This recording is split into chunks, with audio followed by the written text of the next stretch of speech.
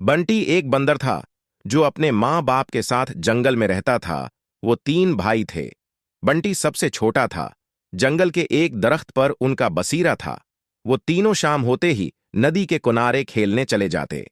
जंगल से कुछ फासले पर एक सड़क थी जो शहर की तरफ जाती थी। माँ ने बच्चों को खास नसीहत की कि इस तरफ का कभी रुख न करें।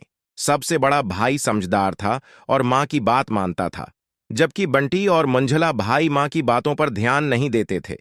एक दिन तीनों भाई नदी किनारे खेल रहे थे। बड़ा भाई दरख्त से फल तोड़ने में मसरूफ था कि मंझले भाई ने सड़क की तरफ इशारा किया। दोनों बड़े भाई की नजरों से बचकर सड़क की तरफ आ गए। अभी वो दोनों आगे जाने का सोच ही रहे थे कि अचानक एक तेज रफ्तार जीप वहां आई और किसी ने बंटी को पकड़कर जीप में डाल कर ले गए। मंझला भाई ये सारा मंजर देख के हका बका रह गया।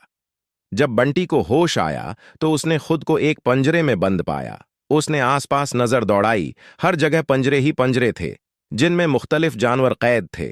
वह एक खूबसूरत बागनिमा जगह थी जहां लोगों का बड़ा हुजूम था। बाद में उसे पता चला कि वो एक चिड़िया घर में है। उसके पंजरे में और भी बंदर थे। वो सब भी अपने घर वालों से बुछड़े हुए थे। पहले तो बंटी बहुत उदास हुआ। उसे घर की याद सताने लगी। फिर उसे माँ की वो नसीहत याद आई, काश मैं माँ की बात मान लेता। बाकी बंदरों ने उसे तसल्ली दी। कुछ ही हफ्तों में वो सब भूल गया और वो खुशी खुशी रहने लगा, क्योंकि उसकी बाकी बंदरों से अच्छी दोस्ती हो गई। अब उसने उसी जगह को अपना घर मान लिया था।